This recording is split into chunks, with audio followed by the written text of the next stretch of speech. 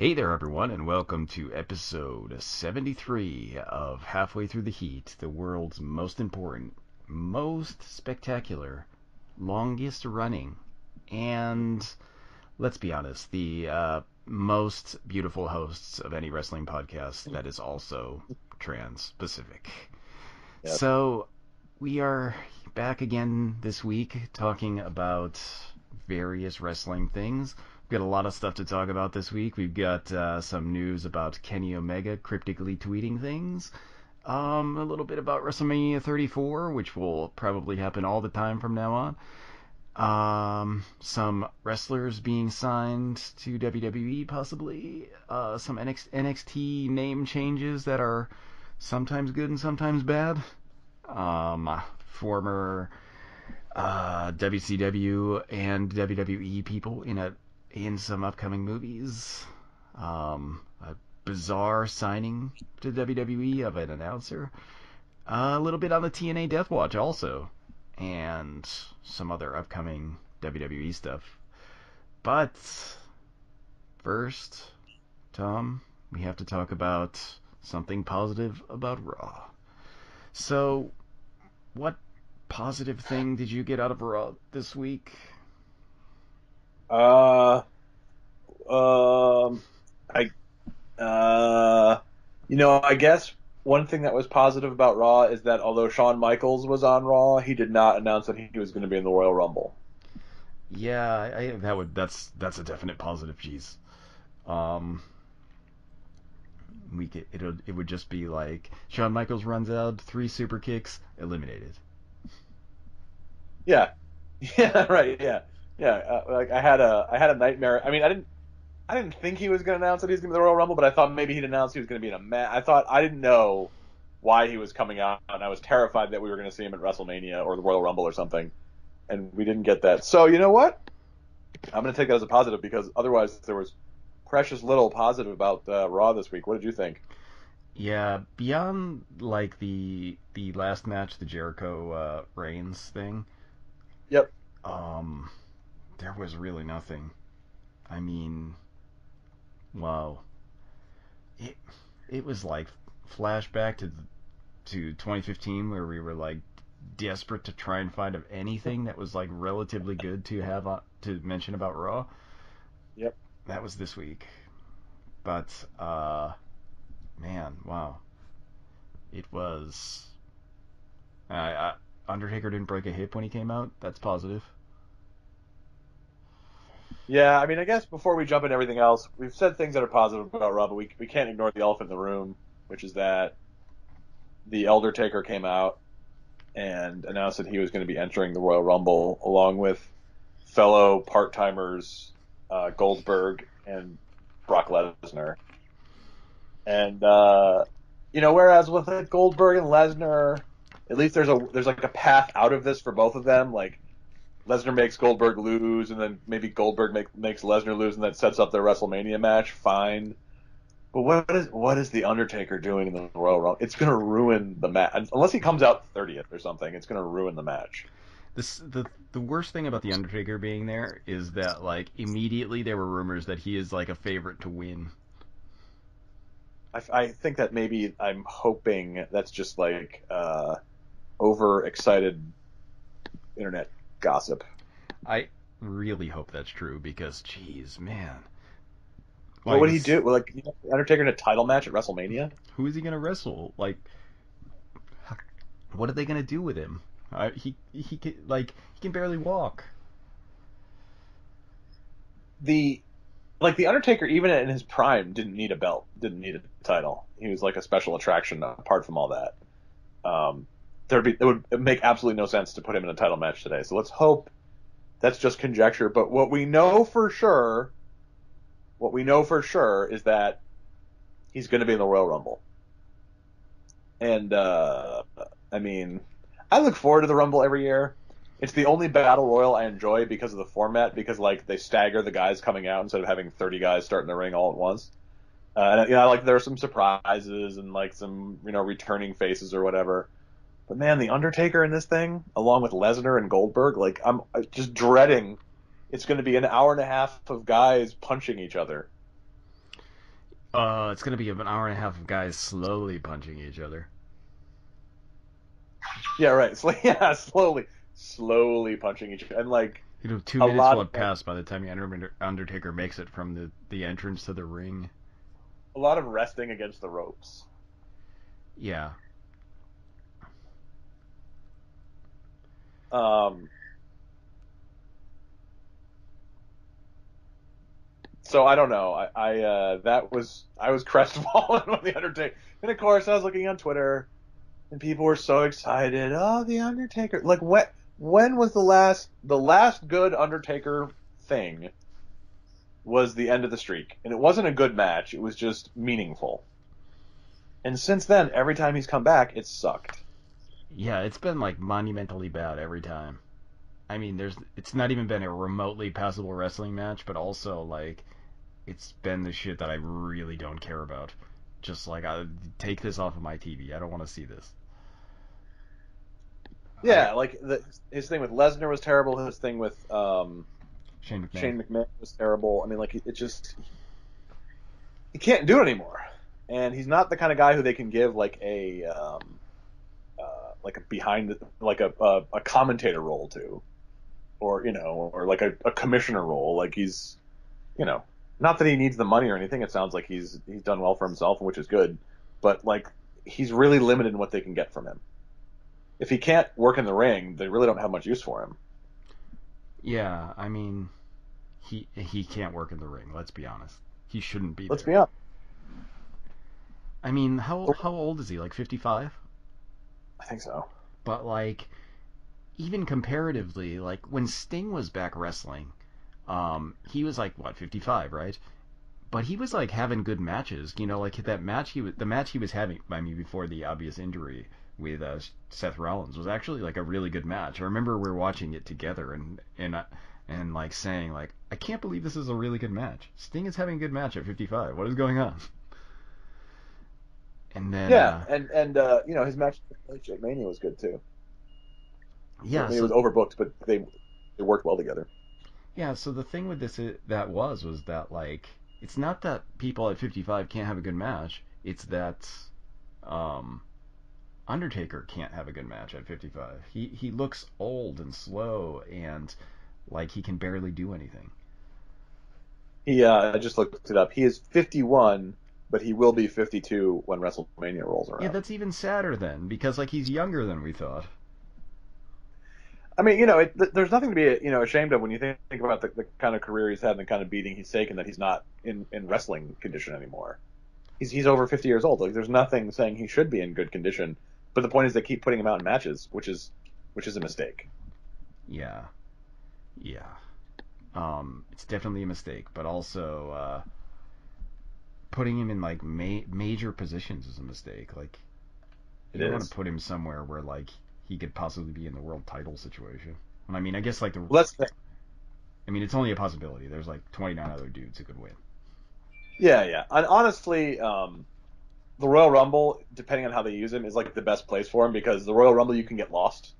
You don't. I mean, it's not like a one-on-one where the spotlight is on you. You can kind of just shuffle around and pretend to punch people until you get eliminated. It's kind of like how on house shows they only use the Big Show now, like on six-man tags, because all he has to do is stand on the ring until he gets the hot tag and comes in and cleans house, and Yeah, that's I fine. mean, that's kind of the way they should use the Big Show because he's not young either. No, he's not. I mean, that's how Andre was used at the end, and that makes sense. But if they do anything more, like I don't know why you bring the Undertaker back to have him get lost in the shuffle. That doesn't make any sense to me. So my fear is that they're not going to do that. Yeah, that's um like he'll come out in a well, like what will probably happen is that um Lesnar will eliminate um what's his face Goldberg, and then Undertaker will eliminate Lesnar. Yeah, maybe I can see that. And then I don't know maybe whoever under. I mean, I don't know, someone else. Maybe a bunch of people will eliminate the Undertaker. I don't know. I just feel like they're kind of a classic, one step forward, two steps back. Yeah. I mean, yeah. The For Raw's any indication, it's going to be awful. Um, so like they bring in new guys and they push some younger guys up the ladder and things move on one track and then it's like, hey, the Undertaker's back. And I know they have these big rooms to fill for their big shows and they want to get big names and they want to get casual fans and they want to get people who maybe stopped watching wrestling a few years ago. But God, there's got to be a better way to do it. HBK would be better. Like the Undertaker, at his like the height of his powers, he was not exactly like the worker's worker, And now it's painful to watch him out there. Absolutely, it's painful. And I mean, I guess like if you were a huge Undertaker fan for some reason, it's probably like at least fun to have him out there. But like you and I being not really Undertaker fans ever, it's kind of a situation where you're just like, go away already, jeez. Well, yeah, and I mean, like, I honestly, like, I think about it too, like, guys from that era that I liked Mick Foley a lot, but I don't want to see him wrestle anymore, and honestly, I don't really want to see him on TV that much anymore. I liked Steve Austin a lot, but, like, I don't think he's ready to wrestle. I don't want to see him in a wrestling match. It's at some point, even guys that you like, you just got to say, hey, not everyone is Chris Jericho. Not everyone can still do it when they're that age. Well, Chris Jericho is that age. I mean, he's like, what, 41? Young. I mean, he's been... he was doing it. He's been doing it for, like, a long time, but he's not 50. He's 46. Is he 46? 46. I thought he was 41. Is he 46? Born November 9th, 1997. Wow. Chris Jericho's older than I thought. See? Not everyone's Chris Jericho. Not everyone can do it at that age. Yeah, jeez, wow. But if you can't do it... Thumbs up to Chris Jericho then, jeez. I know, yeah. I mean, yeah, he looks great, and he moves great for his age. And he didn't... I mean, he had, kind of a high-risk style, too. It wasn't like he just went out there and worked rest holds. But, I don't know. I don't want to beat the subject in the ground. I think we're unanimous, as we've always been, that we're not huge Undertaker fans. I get that people are excited by him, but just be honest with yourselves. What is he going to do? Like, he's not going to have a good wrestling match. He's going to definitely have a bad wrestling match. The most reasonable end to his career was ending his streak at WrestleMania. And if he had rode off into the sunset then, that would have been fine. But they just keep bringing him back. All right, what you get in the news? There's some non Undertaker news, and let's start with Kenny Omega, who had what people are already calling the match of the year, meaning 2017. This always happens at Wrestle Kingdom, because Wrestle Kingdom always brings like the top tier matches. So like, it always happens that a match at Wrestle Kingdom ends up being like the match everybody's calling the match of the year, and then sometimes ends up being the match of the year, even though it's on like the 4th or 5th day of the year. It's true. So look at, if you go back to previous years, if you look at the lists of contenders for match of the year or whatever, there's always a Wrestle Kingdom match. But I mean, usually it's like, like the year before there was, what was it, Styles and Nakamura, and then before that there was like maybe Ibushi Nakamura. I don't remember which one it was. But those kinds of matches are always at Wrestle Kingdom, but they're always also on the first week of the year. But yeah, and this one, Dave Meltzer, Uncle Dave, gave it 6 stars. Dave's the guy who invented the star system for wrestling, or I guess applied it to wrestling. And he only goes to 5 stars. This is like a Spinal Tap thing with an amp that goes to 11. He gave it 6 stars. It's a really good match. You should see it. You should pay for New Japan World. If you haven't seen it, you should watch it. It's really good. But then, shortly after the match, Kenny Omega tweeted out this, quote, "I will be stepping away from Japan to reassess my future. The path of my journey may change, but my goals will not." And Kenny Omega's contract in New Japan ends on January 31st. Dave Meltzer again says it's not clear if he has signed a new deal yet.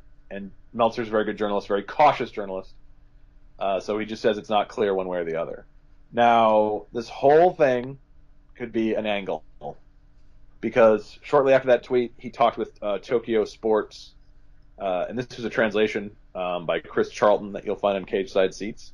And maybe you, Joe, you could watch the original and see if the translation is on point, but I have no reason to doubt Chris Charlton.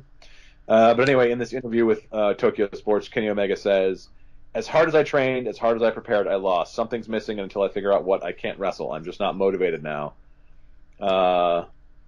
I won't do Fantastica Mania, and it's possible I may miss New Beginning as well while I form a concrete plan of what to do next. I devoted all of 2016 to taking the belt in the Dome. That not coming true means I have to rethink everything." To me, that sounds like an angle. That sounds like an angle because it's like taking it very seriously. Like, like he didn't know he was going to lose. Right. But at the same time, his contract is up, and WWE is rating, rosters all over the world, and who knows? John Cena, who is a masterful troll on social media, among other things. John Cena, after the Kenny Omega tweet and after the interview, John Cena tweeted a picture of Kenny Omega and no comment, just a picture of him. And of course, people went crazy and they were trying to figure out what it meant. If I had to guess, I would say Omega's going to stay in New Japan. Now, with the caveat that I was absolutely 1,000% wrong about Nakamura last year, but I just think Omega's the kind of, right before Wrestle Kingdom, he gave that big interview to Sports Illustrated where he talked about how he wants to see himself he's going to be the legend who never set foot in WWE, and he's going to be the guy who makes a legendary career without having to work for Vince McMahon. That might have been a work too. It's wrestling; everything could be a work. But if I had to guess right now, I'd say he's probably going to stay in New Japan, and this is part of an angle to bring him back in a couple months, maybe as a good guy. Who knows? It's possible. It seems likely that he's not going to sign to WWE, but again, we've been catastrophically wrong with saying people aren't going to sign to WWE. So, but he has recently said a lot of things that would make it seem like it would be really weird for him to show up in WWE so soon. It's true. Yeah, but you never know. Like in the world of wrestling, who knows? The whole thing where he's like, "I'll never set foot in WWE." In the beginning, I was like, "Okay, this makes sense." But the more I read it, the stuff he said in the interview made me start to think, like, is this a work? Is he just is this like an angle he's playing, so that when he shows up in WWE, it means like he's the guy who's there to trash the play? That's what wrestling is, right? Yeah, that it's very hard to believe anything that's coming out of any wrestler's mouth in some kind of interview situation. So yeah, who knows? That, I think, is one of the, this is kind of a tangent, but that's one of the great things about wrestling is that even if people are being 100% truthful, you can never really believe it. If someone in boxing said they were going to leave for a while to assess their career because they lost and couldn't win the title, you just take that at their word. Right. In wrestling, you can't be sure. You'd actually have to think about it. Is this part of a story? Is this real? I don't know. It's one of the things where that makes wrestling kind of an interesting thing, but also a thing that is unique to all other kinds of entertainment forms. For fans of conspiracies like Joe and I, this is one of the reasons we like wrestling, because it's you have to be totally paranoid about everything that happens. Yeah, you have to be completely paranoid, but you also you have to constantly be looking for someone trying to trick you. Yes. In Italy, they have a word dietrologia, which roughly translates as behindology, which is sort of like a game where when something happens in the news, everyone tries to figure out what actually is behind the event.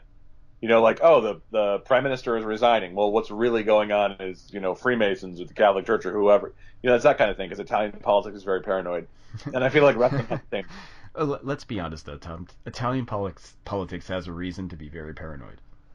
But that's true, yes. Think of the weirdest conspiracy theories you can imagine. In Italian politics, the reality is stranger. But I feel like wrestling is the same way because even the stuff that's totally above board, you're like, okay, so they're doing this, but why are they really doing this? Yeah. I love it. I mean, that's one thing I like about wrestling. That it's not as straightforward as, college football or something. And um, if suddenly someone is saying that the Freemasons and the mob have teamed up to with the Vatican to control a bank or something, you'd be like, that doesn't sound real. But Right. then maybe in Italian politics it's real. It might be, yeah. And then and wrestling is very much like that. Yeah. So who knows what's happening with Kenny Omega? My guess is that he's going to stay in New Japan. This is all part of an angle, but if he shows up in WWE, I won't be totally shocked. Yeah. Speaking of WWE, we officially this week, including with the press conference where The Undertaker was in full ring gear, the WWE for WrestleMania 34 in 2018 will be back at the Superdome in New Orleans. They were just there, so a lot of people were kind of scratching their heads. I think it was 2015 there in the Superdome, which was previously the main building for Bill Watts Mid-South territory. As people were scratching their heads, why would they go back? The thing is, they've got to do these shows in a place that's big enough, in a city that's like warm weather friendly and like will attract tourists, because now WrestleMania is like a week long event, and people literally come from all over the world for it. So they're it's kind of like the Super Bowl, where they kind of have to like do it in the same kind of circuit of southern big cities with big buildings. So it makes sense. New Orleans is a fun city. I used to work for like a month one summer when I worked in the Associated Press. I worked directly across the street from the Superdome. So that's my New Orleans story. It's right near the French Quarter. I mean, I'm fine with it. Some people were complaining about it, but I don't know. You gotta go down to the Big Easy to hang out for WrestleMania week, Tom? I'm not going to go down to the Big Easy to hang out for WrestleMania week. It'll be on April 8th, 2018, which is a week after Easter Sunday. They normally always do WrestleMania a week after Easter Sunday, except this year, because Easter is so late. I think Easter is like April 24th this year. So they're doing WrestleMania earlier. But, no, I'm not going to the Big Easy. But I do like New Orleans a lot. It's a fun city. Maybe by April 8th, 2018, we'll be seeing some of these guys up in WrestleMania, but right now they're in NXT. Talking about our friends Tommy End and Chris Hero. Yeah. So Tommy End and Chris Hero are in NXT now. Chris Hero Yep. was the most recent one. But they've got some name changes going on. Yeah. One of them is good. One of them It is. One of them is bad. And So, yeah. Ryan Satin over Pro Wrestling Sheet was reporting before Chris Hero showed back up that he was going to be known as Cassius Ono, which was his name during his first ill-fated NXT run. And Ryan Satin got a ton of shit from people who were like, they're not going to do that. They're going to let him come in as Chris Hero because he's already a big name in the indies and people know him as Chris Hero. Sure enough, he makes his debut as Cassius Ono. Yes. Cassius Ono. This is like, he should make a tag team with Oni Lorcan. Oh my god. And they'll be the most ridiculous fake name tag team. Oni Lorcan and Cassius Ono together. Yeah, somebody even said, well, now at least Oni Lorcan doesn't have the worst name in NXT. Yeah, jeez. Yeah. So, I mean, I don't know what they're thinking, but, if he's Chris Hero and they let him be Chris Hero, that's basically fine. I mean, like, if they let him do his thing and they don't try to, make him change too much. He's gonna his catch line is he's gonna have a catchphrase where like some bad thing is gonna happen. He's gonna do that like Home Alone face and say, "Oh no."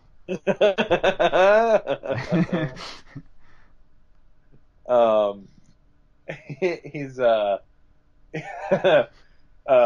they're already teasing a feud with Nakamura, which would be great. I'd love to see Chris Hero and Nakamura wrestle. I mean, that'd be incredible. So, stupid name and all, whatever.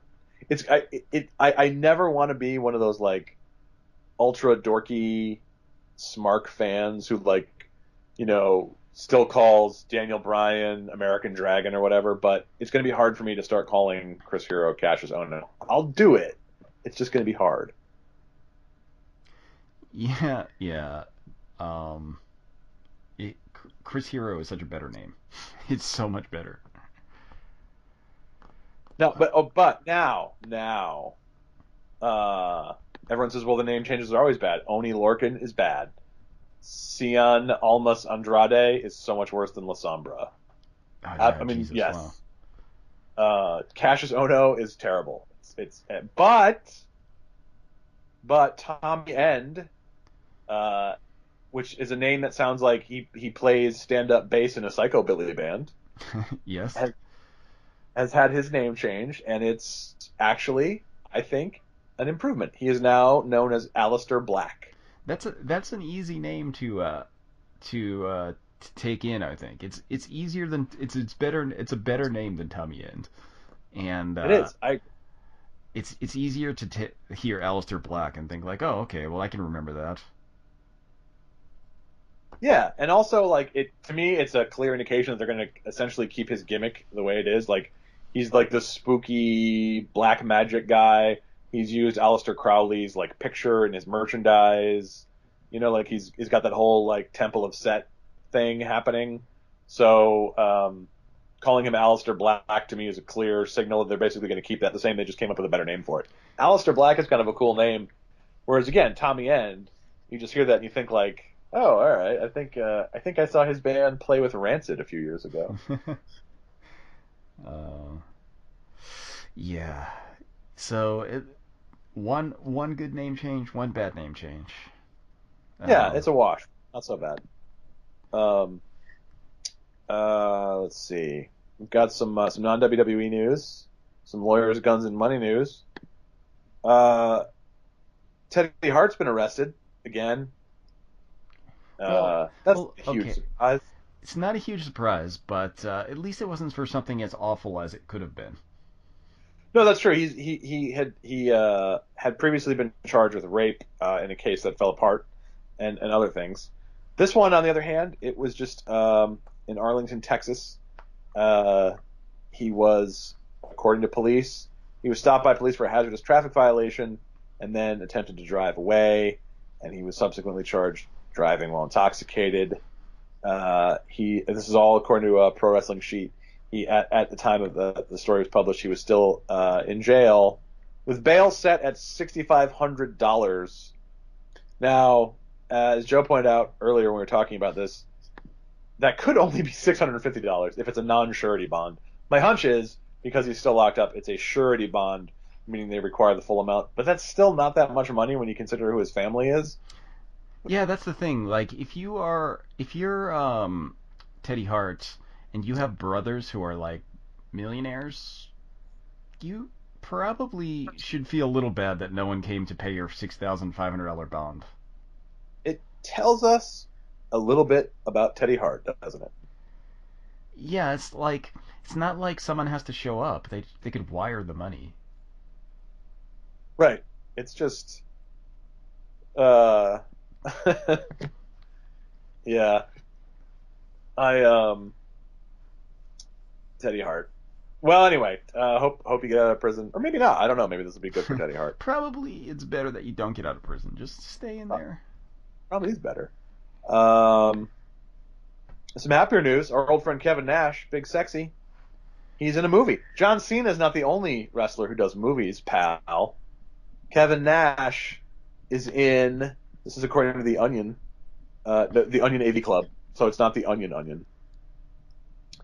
He's in it's a horror comedy parody of the Saw franchise, and it's called Slaw.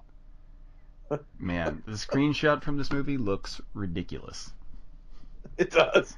I'll post it on Closet of Anxiety, Kevin Nash. The film is apparently about a pair of foodie brothers who will murder anyone who ruins their dining experience in unique food-related manners. Premiered last October in Duluth, Georgia, but it's going to be released wider to coincide with the 8th film in the Saw franchise, which is scheduled for release on October 27th. Is there another this year. Saw movie coming out? That's Saw Legacy, it's called. Wow, that's amazing. But apparently, also in this movie, Luke Gallows and Amber Gallows. Wow. See this movie, folks. Don't see this movie. I might see it. I might see it. I don't know. Why not? Kevin Nash was actually just in Cromwell, Connecticut, shooting a different movie. Kevin Nash, he's all over the place. He's He's all over the place unless like you want him to stay for the desired amount of time that you've paid him for at a wrestling show. That's true. Then he's not. Then he's too all over the place. Then he's too all over the place. Speaking of people who might be all over the place, lots and lots and lots. We actually speculated on this on our predictions episode, but lots of places, including Up Rocks, reporting that Ring of Honor stars Kyle O'Reilly, Adam Cole, and Ray Rowe are likely to head to WWE. As we said, Kyle O'Reilly, his contract was up on December 31st with Ring of Honor, and he declined to sign a new contract, which is sort of telling. Adam Cole's contract is up at the end of April. Ray Rowe, I believe, is up shortly. Ray Rowe is one half of a War Machine, along with Warbeard. Wow, really? They're gonna take the other half of War Machine, not Warbeard Hansen? So what I've read is that Warbeard Hansen has a herniated disc in his back. Oh. The WWE doesn't want that. Could see them not wanting that. I could see that too. But yeah, I mean, Warbeard to me is he's the better half of War Machine. But Ring of Honor is trying to lock other guys into contracts. The Young Bucks are signed through 2018, and they've also re-signed Jay Lethal and Christopher Daniels. I don't think that Christopher Daniels was in danger of being signed away. I don't think Jay Lethal was either, to be honest with you. Yeah. I think only the Young Bucks. Probably not Jay Lethal. Jay Lethal said that he wasn't even looking at other offers because the Ring of Honor offer was so high, and I thought, let's be honest, who's offering you more money? That's the thing. I'm not even sure WWE is all that interested in Jay Lethal. I like Jay Lethal and everything, but I just don't, Yeah. If I'm WWE and I'm looking at Ring of Honor and I'm thinking, oh boy, who would I like? Jay Lethal's not at the top of my list. Top of my list is, Adam Cole, frankly, and Kyle O'Reilly and the Young Bucks. And Donovan Maybe Dijak. the first. And Donovan, I don't understand why Donovan Dijak hasn't been poached yet. My God, the man is a star. So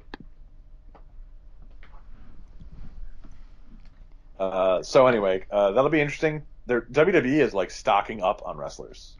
And I don't know what that means, but if they do bring in Kyle O'Reilly, Adam Cole, and Ray Rowe, let me tell you, those NXT house shows in Florida, you people are getting spoiled down there. Yeah, wow. It's house shows like Roddy Strong and Nakamura, and just all kinds of fantastic people who have yet to debut, like Heidi Lovelace and Kimberly, and all these people who have yet to debut in WWE or even on NXT TV. One good thing about living in Florida, I guess. Maybe the only good thing about living in Florida. And finally, more WWE personnel news. When we talked about House of Hardcore, the House of Hardcore episodes we watched, we made sure to single out for gentle mockery, the announcer who we described as a discount Joey Styles, because he came across as a guy who was dressing up as Joey Styles and acting like Joey Styles, like a cosplay Joey Styles, but much younger. Yes. Anyway, his name is Vic Trevigliante. I apologize if I'm mispronouncing that. He has signed with WWE. This is according to PWI. He's signed by WWE. He will go by the name Vic Joseph because Vince can't have anything too ethnic. And he's already in Orlando. So the house, in addition to House of Hardcore, he'd worked for a CBS affiliate and the Cleveland Browns network. And he's expected to start with NXT events. So the guy who we were making fun of, sort of being he wasn't terrible. He was just sort of earnestly doing a Joey Styles impression, and turns out he just signed with WWE. So again, that was bizarre. That's the bizarrest signing of the year. Calling it now. There's not going to be a more bizarre signing than this year. Yeah, if Kenny Omega signs, I'll be like, okay, I guess that makes sense. But this guy, I was shocked when I read that. I was like, wait, that guy? Yes. Yeah. Like there's people. There's people I'd be genuinely shocked if they were signed to WWE, but this guy beats all of those guys. I know. The only thing more surprising would be that I got signed to WWE. Yeah, I mean, that's it. That's it. That's it. I am available if anyone in WWE performance. is signing anybody. I'm available for appearances. Yeah, I could do that Peter Rosenberg thing where I grill JBL and Paul Heyman once a week or whatever they're doing. All right, that's it for news. Well, no. So now we go to our special news, our sub segment. We haven't done this in a while because it just seemed like stasis, and we had sort of resolved that there was going to be no big TNA news. Whenever we do that, there's big TNA news. Yeah, so there was big TNA news, and this is actually big, probably good TNA news. Well, I would say potentially good because we got a big X factor. So Anthem Sports, the home of the Fight Network, has purchased TNA outright. They bought it from whoever was owning it at that point, and allegedly this means that Dixie Carter is out as president. She's still on the Anthem board, but it's not clear what that means. Like when Time Warner bought Ted Turner was on their board, but he was essentially powerless. So this could be that kind of thing where you buy a company and then you put the old executive on the board to basically do nothing. That seems like a likely event, actually. On the board to do nothing, because that's what she should be doing. So if this means that Dixie Carter is well and truly out of TNA in terms of having creative input on the product, I have to see that as a plus. However, oh, Tom, you're already throwing cold water on this. Pro Wrestling Sheet reports that with Dixie out, a couple of people have returned who had creative roles there before. One is Dutch Mantel, aka former WWE manager Zeb Coulter and a longtime Memphis territory stalwart. Okay, that's pretty good. But returning in the role of executive consultant, Double J himself, the man with all the stroke. Listen up, slapnuts. It's Jeff Jarrett. Oh yeah, Jeff Jarrett back again. Like, as long as Jeff Jarrett isn't made the champion immediately or ever, it's probably okay. Right, like that's the thing. He's already apparently, according to Ryan Satin, Jeff Jarrett's already like working on the show. He's already doing creative on the show, and he's also still doing Global Force. I think because Global Force had commitments that they like they had signed contracts to do like shows and things, so they can't just wind down. So he's between the two. But you're right. If Jeff Jarrett like keeps himself off TV, which is he's not going to do, but if he just keeps himself in the background and doesn't try to make himself the focus of the promotion, it could be okay. I mean, the best case scenario is Billy Corgan comes in and runs it, but I don't think that's likely. Yeah, it could be all right though because we had they brought back Dutch Mantel. Yep. So, I don't know. Dutch Mantel is not a bad person for wrestling. And no, I mean, Jeff Jarrett is probably not horrible.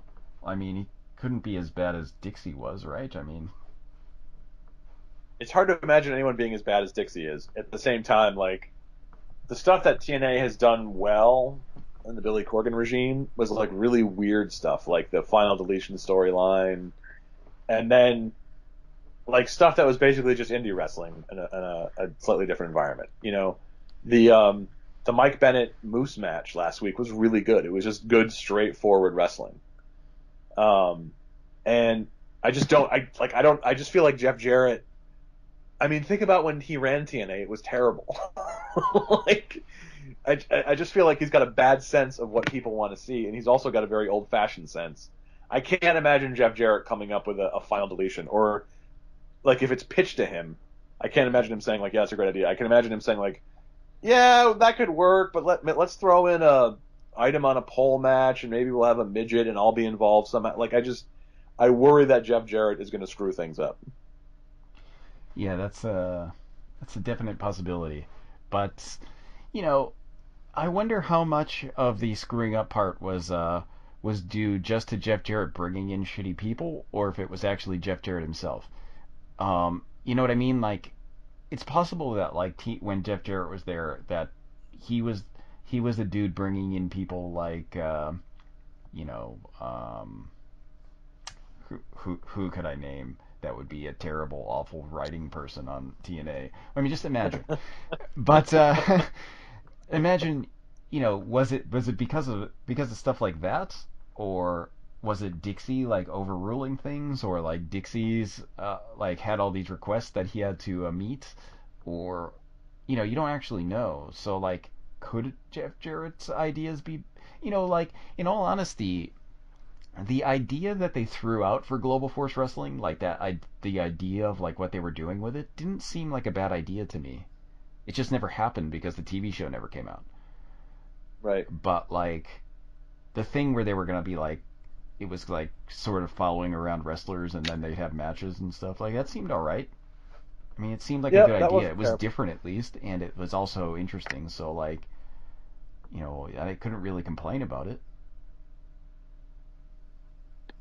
Yeah, I mean, that was something new, and they were going to go with much more of a sports feel to it, and that I like that idea. I think that could work.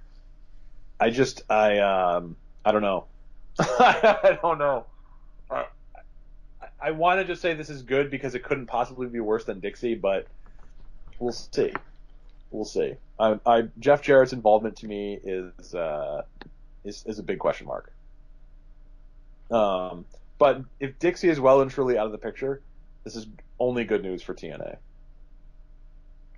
Yeah, I mean that's Dixie is if Dixie is out and they're gonna bring some good people in, then thumbs up for TNA. If it's just gonna if Jeff Jarrett comes back and he's immediately the champion, and then like Kevin Nash is suddenly back or whatever, and then the Yeah, King of the Mountain Championship has been revived, we are probably probably looking at the end of TNA. you'd think But so. it seems unlikely that they're gonna do that. No, and like now there's real money behind it. The Fight Network is successful. Anthem genuinely seems committed to this, and maybe they have their own ideas about how to change things. I don't know.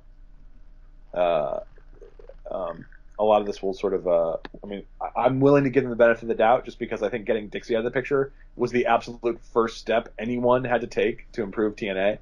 So the fact that they were willing to do that, whereas previously other like people with money would come in and they wouldn't do that, or they wouldn't demand that, or they wouldn't see the necessity of it, and like that was the first thing you had to do was get rid of Dixie. Now that Dixie's gone, um, I like they can at least start to plan for the future. Yeah, I think the thing with it is like people have always speculated that the reason Dixie wanted to be there is because she just is like a money mark. She just likes wrestlers or whatever. So like she has no power but you keep her on the board, she can still like show up at shows and hang out with wrestlers or whatever. Win-win for Right. everybody. Yeah, presumably. Um, so all right, that's the news. That's the news. We have some upcoming shows. Next this coming weekend, in fact, is pretty exciting. This is a brand new thing. WWE is doing its UK Championship tournament. It's going to be on the WWE Network on Saturday and Sunday. So if you get the WWE Network, you should go ahead and check that out. And if you go over, I mean, you can find it, just Google brackets. But they created brackets like it's the NCAA basketball tournament. This is the final lineup.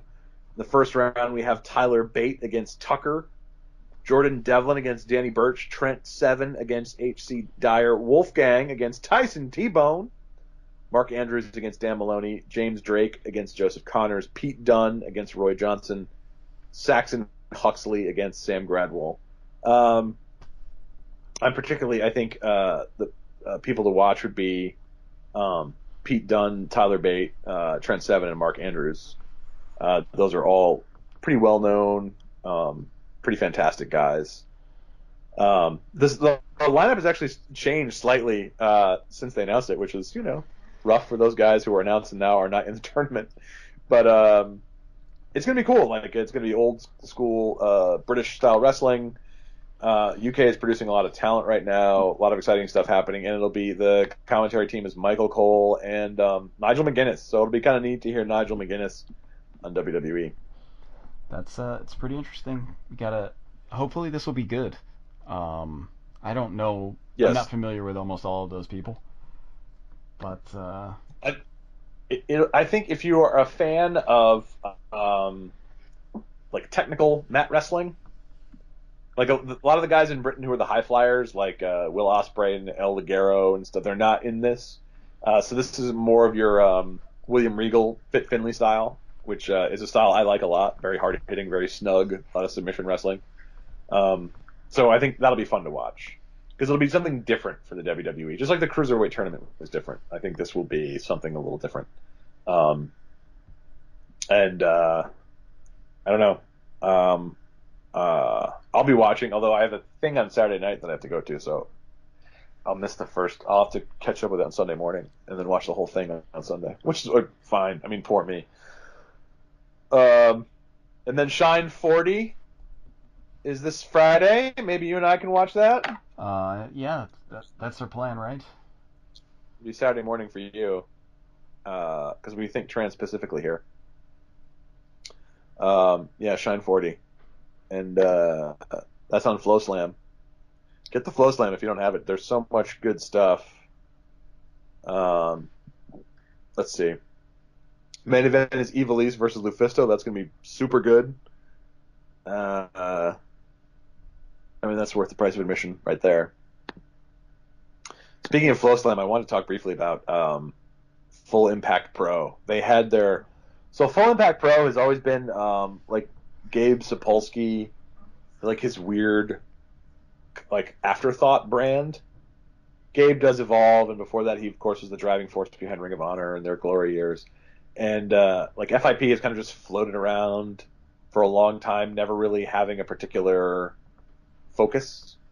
And so this year for FlowSlam, they were like, "Well, we're gonna relaunch FIP as an edgy adult brand." Okay. And so they had a show last Sunday from Ybor City, and I watched. It was the name of the show was Everything Burns, and it was so incredible. Like the more I thought about it, the more I realized I really had a good time watching it.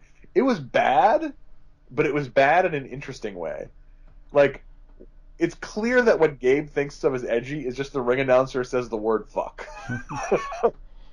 So they had this ring announcer who would come out and he would just be like, "Our next fucking match."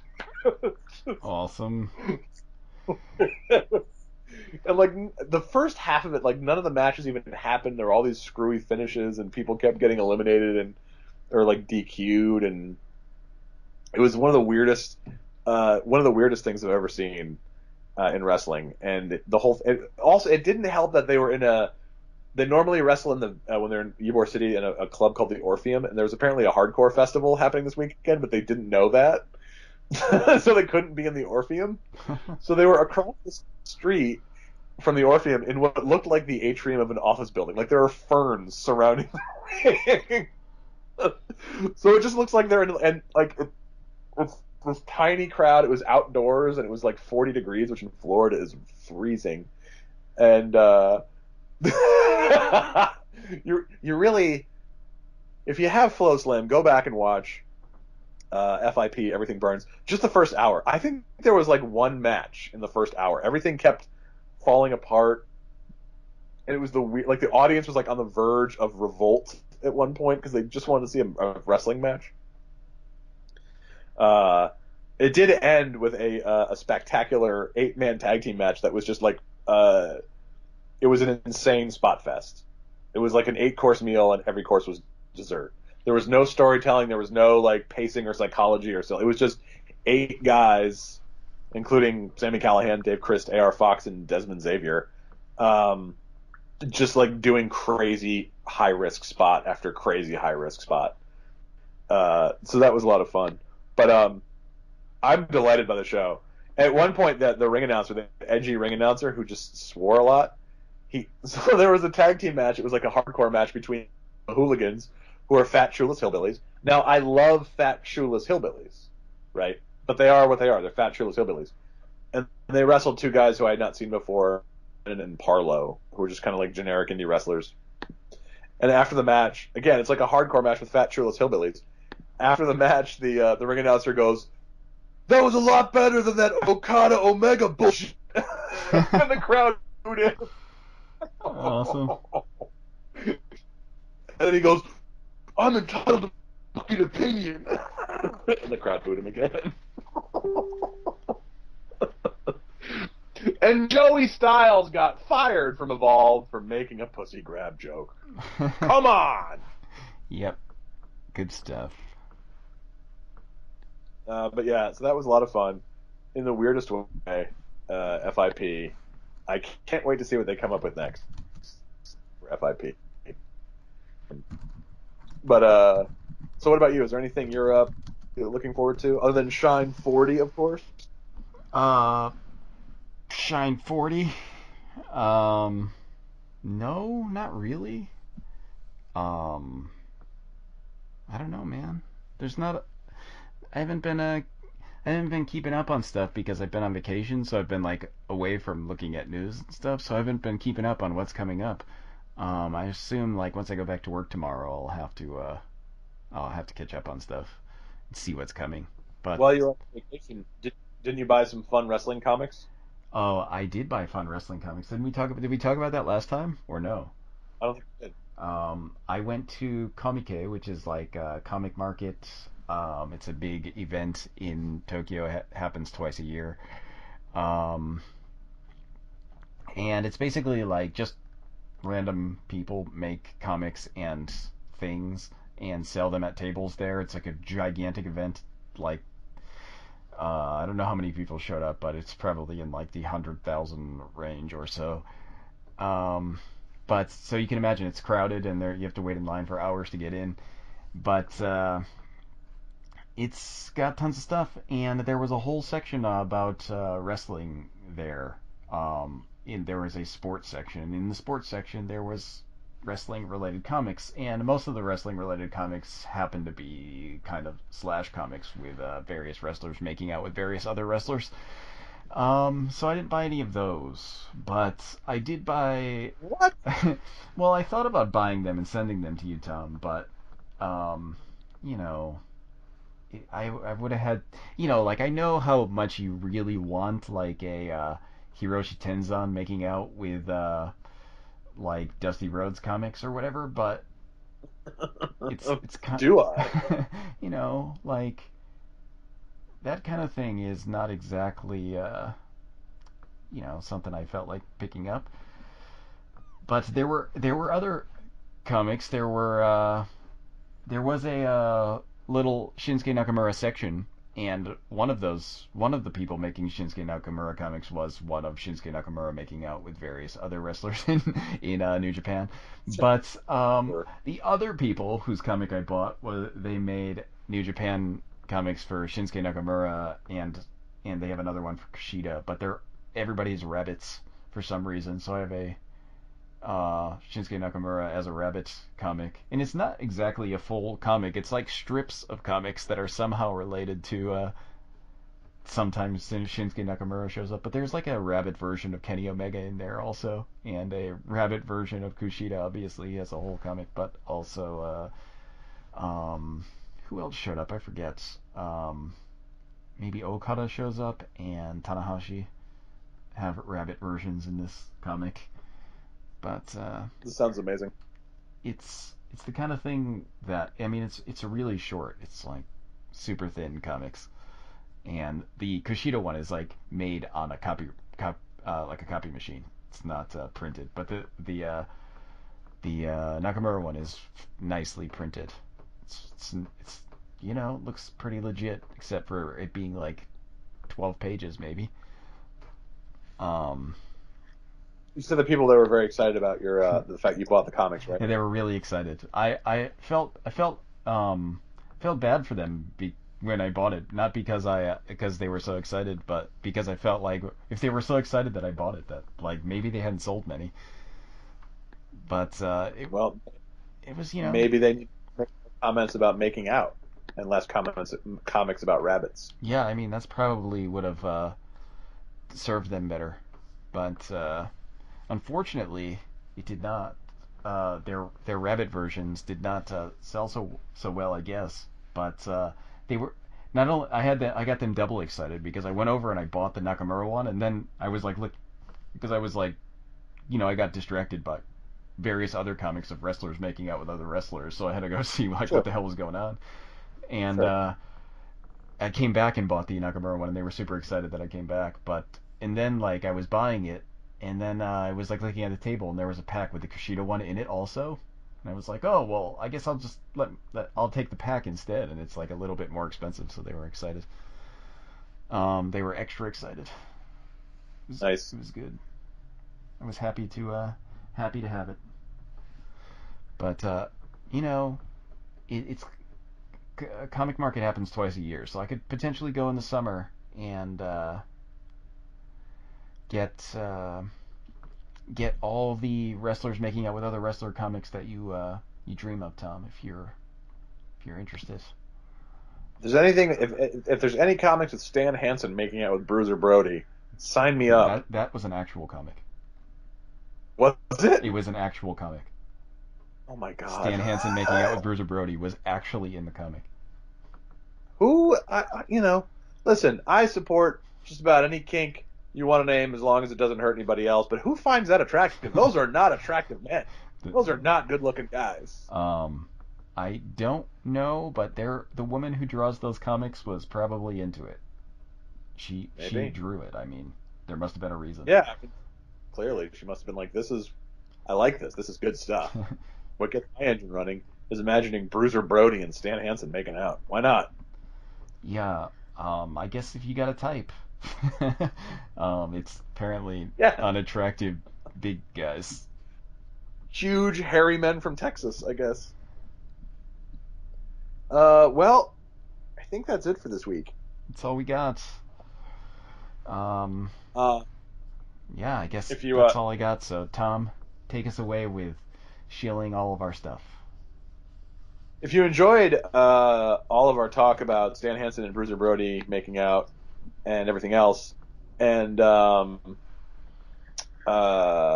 you want more of it, there's a couple of options for you. One, you can head on over to twitter.com, where I am at TJ Breen, and actually somebody from the world of wrestling just started following me. So that's pretty cool. Like somebody who like contacted me through Tumblr and was like, "Do you have a Twitter?" And I was like, "Yeah." And so now this person who knows me from wrestling Tumblr is now following me on wrestling Twitter. On wrestling Twitter, except tonight there's not so much wrestling. I'm making Donald Trump piss fetish jokes. If you like that, then at TJ Breen at Twitter. Joe is at XCornMuffinX. There's much more wrestling content, and there's no Donald Trump piss fetish jokes at closetofanxiety.tumblr.com or hawkageandjoe.tumblr.com. I will post a picture tonight of Kevin Nash in the movie Slaw, parody of the Slaw franchise. It's pretty delightful.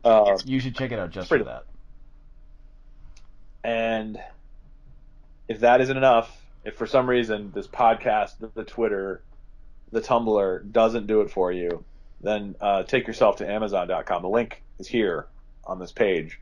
Take yourself to Amazon.com and buy our book, 3 Moves of Doom. It's horror stories written by Joe, myself, and acclaimed horror author Matthew M. Bartlett. And he really is acclaimed. We're not just blowing smoke. He's pretty well known in the horror field. Horror stories about wrestling with a cover by Joe, and also inside based on old wrestling magazines. Yeah, so you've got 3 stories plus lots of bizarre ads that we made related to old wrestling magazines. You can't go wrong with that.